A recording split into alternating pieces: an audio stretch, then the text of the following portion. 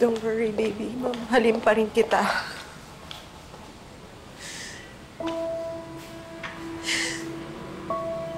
I will never hurt your feelings. Hindi kagaya ng ginawa sa atin ng daddy mo. Hindi na talaga niya kaya tayong mahalin eh. Hindi na natin makakasama si Bernard, but I promise you, we will always have each other. I promise.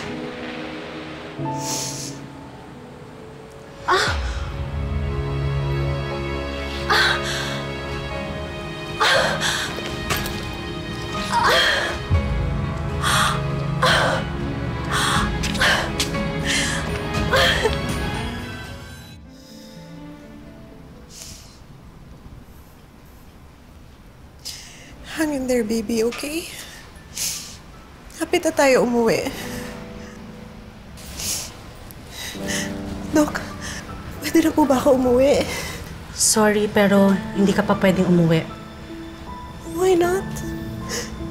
It was just a tummy ache. Okay na ako, Dok. But the baby is not. I have your results here. Ano nangyari sa baby ko? Jessie, umaasa pa rin talaga si Chloe eh. I think naghahanap lang siya talaga ng taong may magmamahal sa kanya. Yung taong makakasama niyang bumuo ng pamilya. Kaso, in her search for the right man, sinira naman niya yung pamilya mo. Kung ako sa'yo, date-bahin mo na siya. Eh, kung pwede lang sana eh. Pero nag-aalala talaga ako dun sa rejection ni Bernard sa kanya. Siyempre, hindi lang ako kay Chloe nag-aalala, pati na rin sa baby niya. Jess, pwede mo ba siya i-check? Ayoko, bes. Baka kung ano pa masabi ko dyan eh. Ito naman. Sige na naman, please. Hindi ako makapunta dun eh, kasi nga binabantayan ko si Nanay Hilda dito. Para namang hindi natin naging kaibigan si Chloe.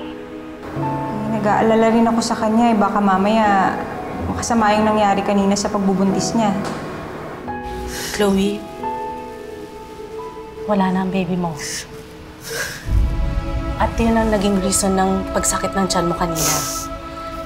And we have to take the fetus out from your uterus bago pa ito mag-cause ng complications. No. I'm really sorry.